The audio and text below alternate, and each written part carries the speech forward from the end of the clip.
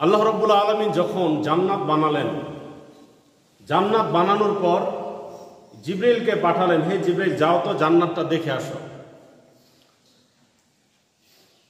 জিবরিল আলাইহিস সালাম জান্নাত দেখে এসে বললেন যে হে আল্লাহ, আপনার ইজ্জতের কসম, আপনার কোনো বান্দা যদি এই জান্নাতের নিয়ামতের কথা শুনে তাহলে সে অবশ্যই এই জান্নাতের ভিতরে প্রবেশ করতে চাইবে, জান্নাতে তারা যেতে চাইবে। আপনার কোনো বান্দা যদি এই জান্নাতের কথা শুনে, জান্নাতের নিয়ামতের কথা শুনে। তারপরে আল্লাহ রাব্বুল আলামিন আবার কি করলেন, জান্নাতের চতুর্পাশে কষ্টকর জিনিস দিয়ে ঢেকে দিলেন জান্নাতটাকে। ইবাদত বন্দেগী কষ্টের, নামাজ কালাম অনেক কষ্টের, বাড়িতে বসে থাকা অনেক আনন্দের বিষয়, অনেক মজার বিষয়, কিন্তু এখানে এসে নামাজ পড়া অনেক কষ্টের বিষয়, একটু সময় ব্যয় করা অনেক কষ্টের বিষয়।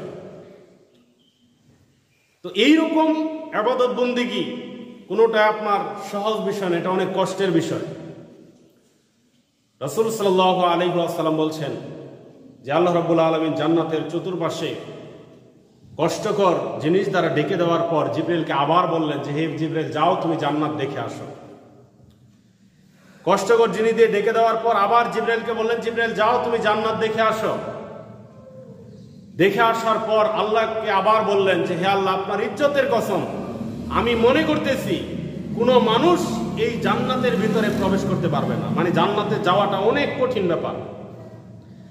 জান্নাতে প্রবেশ করা, নিজের নফসের উপর বিজয়ী হওয়া, শয়তানের আঘাতকে, শয়তানের আক্রমণকে প্রতিহত করে, মানুষ শয়তানের আক্রমণকে প্রতিহত করে, জিন শয়তান যেরকম মানুষকে কুমন্ত্রণা দেয়, মানুষ শয়তানও মানুষকে কুমন্ত্রণা দেয়।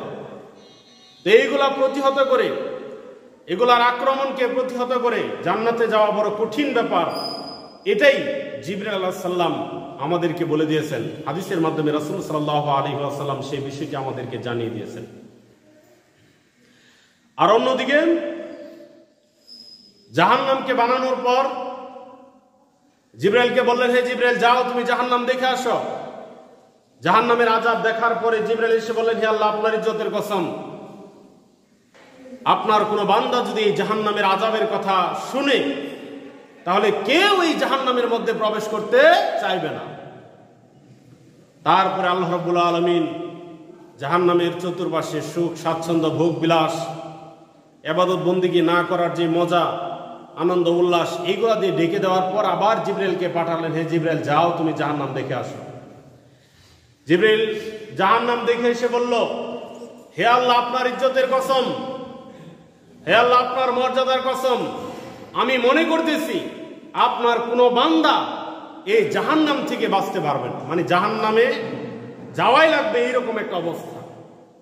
সম্মানিত হাজিরিন, এজন্য রাসূল সাল্লাল্লাহু আলাইহি ওয়াসাল্লাম বলছেন মা রাআইতু মিথলান নারি নামা হারিবুহা, যে আমি কাউকে এমন দেখি নাই যে জাহান্নাম থেকে সে পলায়ন করতে চায় কিন্তু সে অলস অবস্থায় জীবন পার করছে, ইবাদত বন্দেগী করে না, এমন কাউকে আমি দেখি নাই যে সে জাহান্নাম থেকে পলায়ন করতে চায়। আমরা জাহান্নাম থেকে বাঁচতে চাই কিন্তু আমরা ইবাদত বন্দেগী করি না, এটা একটা আশ্চর্যজনক বিষয়। আবার রাসূল সাল্লাল্লাহু আলাইহি ওয়াসাল্লাম বলছেন ওয়ালা রাআইতু মিথলান নারি নামা তালিবুহা, আমি কাউকে এমন দেখি নাই সে জান্নাত চায়, জান্নাতের সুখ ভোগ করতে চায়, জান্নাতের সে আয়েশি জীবন যাপন করতে চায়, জান্নাতের আরাম সে ভোগ করতে চায়, কিন্তু সে ঘুমিয়ে থাকে, ইবাদত বন্দেগী করে না, অলসতায় জীবন পার করে, এমন কাউকে আমি দেখি নাই। অর্থাৎ জান্নাত পেতে গেলে আমাদের সকলকেই কষ্ট করে ইবাদত বন্দেগী করতে হবে। নামাজ পড়া ইবাদত বন্দেগীর মধ্যে যত ইবাদত বন্দেগী আছে তার মধ্যে অন্যতম কঠিন কাজ নামাজ পড়া। আল্লাহ তাআলা এটা নিজেই বলেছেন কোরআনে, ওয়া ইন্নাহা লাকাবীরাতুন ইল্লা আলাল খাশিঈন, যে এটা কঠিন কাজ, নামাজ পড়াটা কঠিন কাজ। তবে যারা দীর্ঘদিন নামাজ পড়তেছে, যখন থেকে নামাজ ফরজ ওই অবস্থা থেকে যারা এখন পর্যন্ত নামাজ পড়তেছে, বয়স হয়তো বা 50-60 বছর হয়ে গেছে, মুরব্বী হয়ে গেছে, এরকম যারা নামাজ পড়তেছে তাদের জন্য এই নামাজ পড়াটা কখনোই কঠিন হবে না।